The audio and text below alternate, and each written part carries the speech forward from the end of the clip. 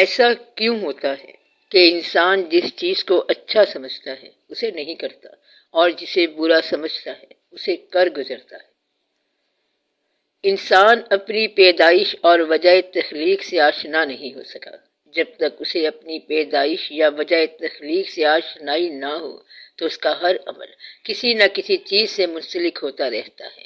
اب جن چیزوں سے اس کا عمل منسلک ہوتا ہے اس کے نام آپ نے الگ الگ رکھے ہوئے ہیں۔ اس طرح ایک تقسیم آتی ہے کہ اہل دانش، اہل دین، اہل ظاہر، اہل باطن، اہل عقل، اہل دل اور اہل نفس۔ تو یہ اسماء ہیں، یعنی کہ نام، یہ انسان کی پہچان کے ابواب ہیں۔ اس کو ہم انسان کو پہچاننا کہتے ہیں۔ اب انسان کے نصیب پہ غور کریں۔ زندگی میں داخل ہونے اور زندگی سے نکلنے کے درمیان انسان نے جو کچھ بھی حاصل کیا وہ اس کا نصیب ہے، یعنی کہ جب وہ زندگی میں آیا تو کچھ چیزیں لے کے آیا تھا، اور جب وہ زندگی سے رخصت ہو رہا ہے تو اس نے کچھ چیزیں زندگی میں حاصل کی، عمل کی شکل میں، قوا کی شکل میں، ڈیولپمنٹ کی شکل میں، ارتقاء کی شکل میں۔ بہرحال آپ اس راہ کو دیکھیں کہ یہاں سے لے کر وہاں تک کا فاصلہ زندگی میں طے کیا تو اس کو نصیب کہیں گے۔ اب اگر یہاں یہ بات سمجھ آ جائے تو نصیب کو حاصل کرنے کے دو طریقے ہیں۔ ایک یہ ہے کہ اپنی ذاتی کوشش، یعنی نصیب حاصل کرنے کا طریقہ ہے کوشش، ایک ایک اینٹ لگاؤ اور مکان بنتا جائے۔ دوسرا طریقہ یہ ہے کہ پیدا کرنے والے کا کیا منشا ہے، جب اس کا حکم ہو جائے کہ مکان بننا ہے تو وہ بن کے رہے گا۔ اب اس میں آپ کی مرضی یا لیبر کا دخل ہی نہیں ہے۔ اگر یہ عقیدہ کہیں کمزور ہو جائے تو زندگی پریشانیوں کی زد میں آ جاتی ہے۔ اگر آپ نے یہ کیا کہ کبھی کوشش کر لی، دوڑتے بھاگتے رہے، اور پھر کبھی کہا کہ جو اس نے نصیب میں لکھا ہے وہ ٹھیک ہے، تو نتیجہ یہ ہوگا کہ ہر چیز کنفیوز ہو جائے گی۔ اب آپ یوں سمجھ لیں کہ آپ کوئی کام کر رہے ہیں تو آپ کہتے ہیں کہ یہ عقل کے مطابق کر رہے ہیں، حالانکہ آپ کو پتہ نہیں ہوتا کہ یہ کس کے مطابق کر رہے ہیں۔ کام کے پیچھے عقل ہے یا دل ہے یہ خود آپ کو معلوم نہیں ہوتا، بلکہ دیکھنے والے کہتے ہیں کہ یہ عقل سے کام کر رہا ہے یا دل سے کام کر رہا ہے۔ حقیقت میں کام کرنے والے کو خود پتہ نہیں چلتا، کیونکہ اس کے پیچھے کتنے ہی محرکات عمل کر رہے ہوتے ہیں۔ کام عقل سے ہو یا دل سے ہو، یہ دونوں صفات پیدائش سے عطا ہو جاتی ہیں۔ یعنی آپ نے عقل سے کوئی کام کر لیا تو عقل بھی تو ادھر سے ہے، اور دل سے کوئی کام کر لیا تو دل بھی ادھر سے ہے۔ اس لیے یہاں ایمان کا قائم ہونا بہت آسان ہے۔ اگر آپ یہ سمجھ لیں کہ زندگی میں ایک طریقہ تو یہ ہے کہ الا باذن اللہ، کوئی کام اللہ کے حکم کے بغیر نہیں ہوتا، دوسرا یہ ہے کہ الا ما شاء، جو آپ کوشش کریں وہی آپ کا حاصل ہوگا، اور یہ بھی فرمایا گیا ہے کہ جو آپ کو اللہ کا حکم ہوگا وہی حاصل ہوگا، حالانکہ آپ جو کوشش کر رہے ہیں وہ بھی اللہ کا حکم ہے۔ یہ سب آپ کو سمجھانے کے لیے ہے تاکہ آپ اس مقام پر اپنے یقین کو اتنا پختہ کر لیں کہ عمل آپ کا ہو اور اس کا نام منشائے الہی ہو، تو عمل آپ کا ہی ہے مگر نام اس کا منشائے الہی ہوگا۔ حاصل آپ کا ہے جو بھی آپ نے حاصل کیا، اور نام اس کا کیا ہے؟ اللہ کا احسان۔ وہ حاصل کیا ہے؟ آپ ہی کا، کیونکہ کوشش آپ نے کی۔ اگر آپ اپنی زندگی کو کسی طریقے سے منشائے الہی ثابت کر دیں یا اپنے حاصل کو کسی طریقے سے اللہ کا احسان ثابت کر دیں تو آپ کی زندگی میں آسانی ہو جاتی ہے۔ آپ نے جو کچھ حاصل کیا وہ کیا ہے؟ اس کا احسان۔ اب یہاں پر فقر کے درجات آتے ہیں۔ اچھائی کو تو سارے ہی احسان کہتے ہیں، مگر نقصان کو احسان کہنے والے وہ لوگ ہوتے ہیں جنہوں نے یہ کہا کہ قالوا انا للہ و انا الیہ راجعون، یعنی جب آپ یہ کہیں کہ ہر چیز ادھر سے ہی ہے، احسان ہے، تو پھر تکلیف کیا ہے؟ یہ بھی احسان ہے۔ پھر باپ سے بیٹے کی جدائی کیا ہے؟ احسان ہے۔ پیغمبر کا کنویں میں گرنا کیا ہے؟ یہ بھی احسان ہے۔ پیغمبر پر خدا نخواستہ کوئی الزام آ جائے تو یہ بھی احسان، یعنی کہ اپنی زندگی کو اس کا احسان ہر حال میں ماننے والا تکلیف تو اٹھاتا ہے مگر درجے میں قریب ہوتا جاتا ہے۔ دوسرا طریقہ یہ ہے کہ اپنی زندگی کو اپنی کوشش مانتے جاؤ تو کوششیں ختم ہوتی جائیں گی مگر آرزویں پوری نہیں ہوں گی۔ اس طرح آپ پریشان ہونا شروع ہو جائیں گی۔ یہ اس کی بنیاد ہے کہ آپ جو عمل کر رہے ہیں وہ کیوں کر رہے ہیں۔ زندگی کے اندر ایک عمل ہوتا ہے زندگی میں زیادہ دیر ٹھہرنے کا، اور آپ جانتے ہیں کہ آپ ٹھہر نہیں سکتے۔ آپ کو پتہ ہی ہے، ابا جان سے پوچھو یا ان کے ابا جان سے پوچھو، بزرگوں سے پوچھو۔ میں نے پہلے بھی بتایا تھا کہ 10 سال کے بعد شہر بھرے رہتے ہیں لیکن چہرے بدل جاتے ہیں۔ آپ کو یہ بھی بتایا تھا کہ 50 سال کے بعد شہر میں کوئی پرانا بندہ رہتا ہی نہیں۔ شہر کی آبادی بڑھی ہوئی ہوتی ہے اور پرانا بندہ کوئی بھی نہیں ملتا۔ اگر انسان کی ایوریج عمر 60 سال ہے تو 60 سال بعد آپ کو آج کا بچہ بھی نہیں ملے گا، لیکن شہر بھرا ہوا ہوگا، آبادی زیادہ ہوگی۔ گویا کہ آپ کی تمام کوششوں کے باوجود زندگی نے ٹھہرنا نہیں ہے، اور آپ کی محنت کس کام کی ہوتی ہے؟ یہاں ٹھہرنے کی، مگر آپ ٹھہر نہیں سکتے۔ آپ کی زندگی کی کوشش ہوتی ہے خوشی کے لیے، مگر آپ جانتے ہیں کہ انسان غم سے آشنا ہو جاتا ہے۔ اکثر اپنا غم تو ہوتا نہیں انسان کو، بلکہ جب بھی غم آئے گا دوسرے کا آئے گا۔ مثلاً آپ آرام سے گھر بیٹھے ہوتے ہیں اور اچانک کسی دوست کے انتقال پر ملال کی خبر آ جاتی ہے، یعنی کہ پیارا دوست کیا بنے گا؟ غم کی خبر بنے گا۔ تو زندگی غم سے نہیں بچ سکتی، زندگی موت سے نہیں بچ سکتی، زندگی زوال سے نہیں بچ سکتی، بینائی کمزور ہونے سے نہیں بچ سکتی، اور آپ کی صحت جو ہے وہ ناقص ہونے سے بچ نہیں سکتی۔ ان باتوں کے بعد اب آپ یہ دیکھو کہ اب آپ کا سوال آتا ہے کہ ہم جو عمل کرتے ہیں اس میں ہمیں کیا مسئلہ ہو جاتا ہے کہ ہمیں وہ اور طریقے سے کرنا چاہیے تھا مگر اور کر بیٹھتے ہیں۔ اگر عقل سے کرنا چاہیے تھا تو کسی اور طریقے سے ہو جاتا ہے، اور یہ جو ہمارے کام آگے پیچھے ہو جاتے ہیں اس کے پیچھے کیا ہے؟ اس کے پیچھے کون لگا ہوا ہے؟ آپ کیونکہ زندگی سے آشنا نہیں ہیں۔ دل اور دماغ آپ نے عمل کے نام رکھے ہوئے ہیں، وگرنہ تو دل اور دماغ الگ نہیں ہوتے کہ دماغ الگ سے کوئی کام کر رہا ہو اور دل الگ سے کوئی کام کر رہا ہو۔ ہر کام میں دونوں شامل ہوتے ہیں، بلکہ دل، دماغ، نگاہ، احساس اور قوا سارے کے سارے شامل ہوتے ہیں۔ پھر یہ بتایا گیا کہ آپ اپنی زندگی کو اللہ تعالیٰ کے ارشاد کے مطابق سمجھیں، اپنی کوشش سے نہ سمجھیں بلکہ اس کے احسان سے سمجھیں۔ اللہ تعالیٰ نے فرمایا ہے کہ ممکن ہے کہ تم پسند کرو وہ چیز جو نقصان دہ ہو تمہارے لیے، اور ممکن ہے تم ناپسند کرو کوئی چیز جو تمہارے لیے مفید ہو۔ گویا کہ انسان کے اندر مفید چیز ترک کرنے کا امکان ہے۔ انسان کی پسند جو ہے عین ممکن ہے کہ وہ ایسی چیز کو پسند کرے جو اس کے لیے نقصان دہ ہو۔ اگر انسان ایسا عمل کر بیٹھا جو نقصان دہ ہو تو اس کا مطلب یہ ہوتا ہے کہ وہ خواہش نفس کی تھی۔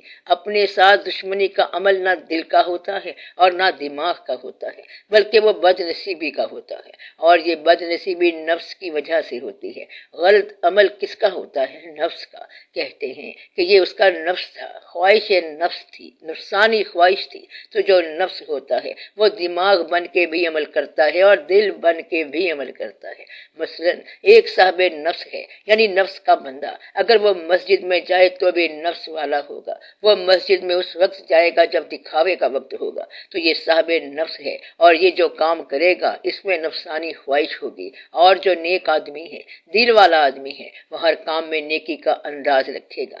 جیسا کہ میں نے پہلے بتایا کہ اگر ایک آدمی بنیادی طور پر جھوٹا ہے، صاحب نفس ہے، وہ اگر نماز پڑھ رہا ہے تو بھی جھوٹا ہے، حج کر رہا ہے تو بھی جھوٹا ہے، تبلیغ کر رہا ہے تو بھی جھوٹا ہے، سچ بول رہا ہو تو بھی جھوٹا ہے۔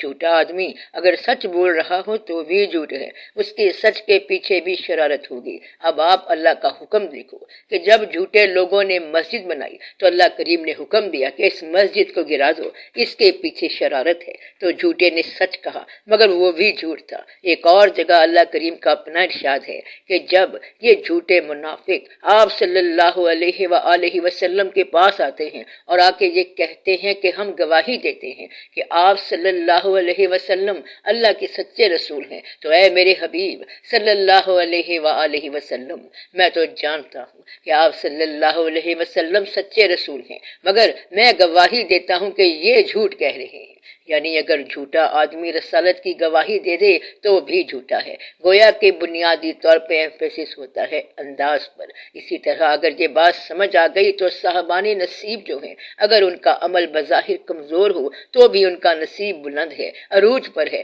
جیسا میں نے کہا کہ حضرت یوسف علیہ السلام کنویں میں گرے تو بظاہر یہ گرنے کا عمل ہے، مگر یہ عروج کا عمل ہے۔ کہتے ہیں کہ اس وقت ان کو آواز آئی کہ مبارک ہو، پیغمبری کا سفر شروع ہو گیا، کیونکہ آپ علیہ السلام کی پیغمبری کا سفر کنویں میں گرنے سے تھا۔ مدعا یہ ہے کہ صاحب عروج جو ہے وہ بظاہر زوال میں بھی صاحب عروج ہے۔ یہ اللہ تعالیٰ کے کام ہے۔ آپ اندازہ لگائیں کہ یہ جو جنگ ہوتی ہے، اگر اس میں کوئی پارٹی شکست کھا جائے تو اسے شکست ہی کہیں گے اور جیتنے والے کو فاتح کہیں گے، لیکن صاحب نصیب اگر کوئی جنگ ہار جائے تب بھی وہ تا قیامت فاتح ہے۔ اس کی مثال واقعہ کربلا ہے۔ کربلا میں حضرت امام علی مقام علیہ السلام نے بظاہر جنگ نہیں جیتی، لیکن تا قیامت ہمیشہ کے لیے آپ فاتح ہیں۔ گویا کہ اصلی اور ازلی فاتحہ جو ہے وہ اگر شکست سے گزرے تو بھی فاتحہ ہے۔ تو عمل کی نیت آپ کا اپنا ہی نام ہے۔ عمل میں افادیت نہ دیکھو کہ فائدہ کیا ہے اور نقصان کیا ہے، بلکہ عمل میں نیت کو دیکھو۔ اگر یہ عمل اپنی خوشی کے لیے ہے تو یہ نیت ہے، اور یہ عمل اگر کسی کی رضا کے لیے ہے تو اس کی رضا وہی ہے جس کی رضا آپ چاہتے ہیں۔ مثلا آپ کوئی سا عمل کر رہے ہیں تو یہ دیکھیں کہ عمل سے کس کو خوش کرنا چاہتے ہیں۔ اپنی خوشی نفس ہے، کسی اور کی رضا آپ کے عمل کی جزا ہے۔ تو آپ کی جزا کون ہے؟ جس کی آپ رضا چاہتے ہیں۔ تو اپنے عمل کی بنیادی بات یہ دیکھیں کہ اس کے پیچھے نیت کیا ہے۔ نیت کو نفس کہہ لیں، دل کہہ لیں، دماغ کہہ لیں یا روح کہہ لیں، عام طور پر یہ پتہ چل جاتا ہے کہ عمل کے پیچھے نیت کیا ہے۔ آپ اس سے خود ہی محرم ہوتے ہیں، دوسرا نہیں جانتا۔ لوگ آپ کے عمل کو نتیجے سے پہچانیں گے اور اللہ آپ کے عمل کو نیت سے پہچانے گا، یعنی کہ آپ کا عمل جو مستقبل میں نتیجہ دے گا۔ دنیا والوں کے لیے یہی عمل ہے، اور اللہ تعالیٰ عمل سے پہلے جو کچھ خیال میں ہے اس پہ انعام دے گا۔ یعنی ابھی عمل شروع نہیں کیا گیا لیکن اللہ نے جزا دے دی۔ مثلا ایک آدمی حج کی نیت سے ذہنی طور پر تیار ہوا، اگر اس کا انتقال ہو گیا تو اس کا حج ہو گیا، اور اگر نیت دنیا داری ہے تو حج کر لینے کے بعد بھی نامراد واپس آیا۔ آپ بات سمجھ رہے ہیں؟ مطلب کیا ہوا؟ یہ آپ کی نیت کی بات ہے۔ یہ جاننا بڑا مشکل ہے کہ یہ دل ہوتا ہے یا دماغ ہوتا ہے۔ آپ اس بحث میں نہ پڑنا، میں نے پہلے بھی آپ کو بتایا تھا کہ دل کے اعمال کیا ہوتے ہیں اور دماغ کے اعمال کیا ہوتے ہیں۔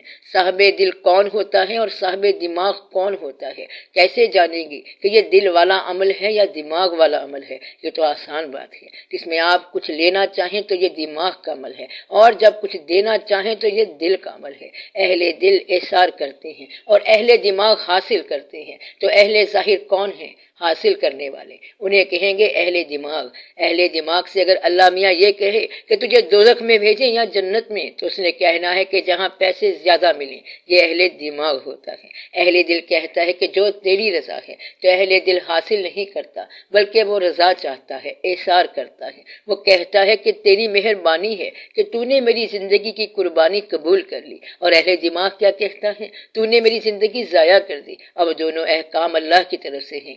ایک تو یہ کہ جان بچانا فرض ہے، دوسرا یہ کہ اللہ کی راہ میں جان دینا فرض ہے۔ اب آپ خود سوچ لیں کہ آپ کے ذمہ کون سا کام فرض ہے۔ تو ایک مقام یہ ہے کہ اپنی جان کو ہلاکت میں نہ ڈالو، اور ایک جگہ یہ حکم ہے کہ آپ اللہ کی راہ میں جان نثار کریں۔ یہ آپ کی اپنی ذاتی واردات کے مطابق ہے۔ گویا کہ آپ کے سوال کا جواب یہ ہوا کہ آپ کے اعمال جو آپ نے کرنے تھے اور کہتے ہیں کہ نہیں کیے، تو وہ ہے نفس جو صحیح کام نہ کرنے دے۔ اور بعض اوقات ایک ایسا واقعہ ہوتا ہے کہ اگر انسان صحیح ہو، بنیادی طور پر سچا ہو، اور عمل غلط ہو جائے تو پھر وہ یہ انتظار کرے کہ آگے کوئی اچھی خبر آ رہی ہے۔